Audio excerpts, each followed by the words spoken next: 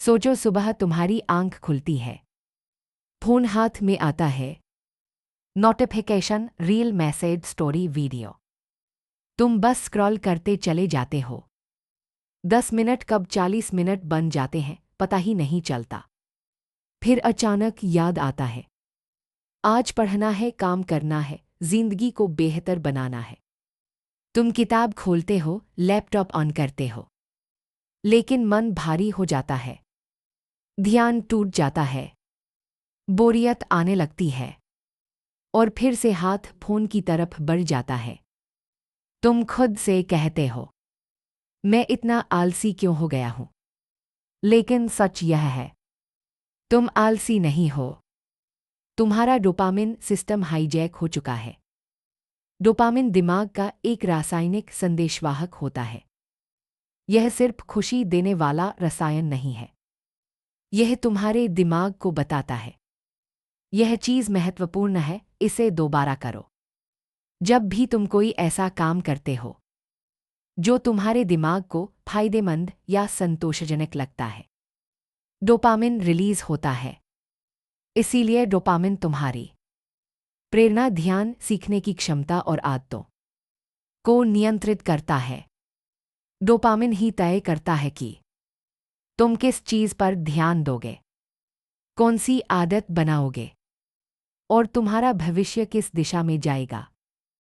जब तुम्हारा dopamine system स्वस्थ होता है तो तुम आसानी से काम शुरू कर पाते हो, तुम लंबे समय तक ध्यान बनाए रख पाते हो, तुम अपनी प्रगति देखकर संतोष महसूस करते हो, तुम अनुशासन को बोझ नहीं बल्कि शक्ति समझने लगते हो, तुम्हारा आत्मविश्वास अपने आप बढ़ने लगता है, तुम्हारी जिंदगी उद्देश्यपूर्ण लगने लगती है। लेकिन जब डोपामिन कम हो जाता है तो सब कुछ उल्टा हो जाता है।